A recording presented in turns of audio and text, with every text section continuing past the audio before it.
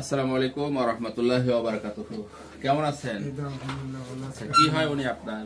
উনি আমার ওয়াইফ হয়। আচ্ছা, ওনার যে এই গলায় সমস্যাটা, এই সমস্যাটা কতদিন থেকে? এই তো প্রায় বছরের কাছাকাছি। আচ্ছা মা, আপনি একটু ঢোক গেলেন তো, মাথাটা একটু নিচু করেন, হ্যাঁ নিচু করেন, একটু ঢোক গেলেন মা, ঢোক গেলেন, একটু থুতু মুখে জমা করে তারপরে ঢোক গেলেন, হ্যাঁ হ্যাঁ ঢোক গেলেন।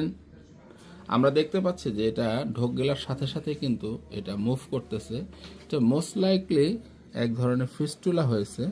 তো আমাদের দেখতে হবে যে এই ফিস্টুলাটার সাথে কমিউনিকেশনটা কোন জায়গায়। তো এটাকে আমাদের একটা ফিস্টুলোগ্রাম পরীক্ষা করতে হবে এবং আল্ট্রাসোনোগ্রাম করে এটা কোন জায়গাতে এটার সাথে রিলেশন আছে সেই রিলেশন বের করে তারপরে আমাদেরকে এক্সিশন করতে হবে। এর আগে একজন ডাক্তার অপারেশন করেছিলেন, ছোটখাটো একটা অপারেশন করেছিলেন। জি।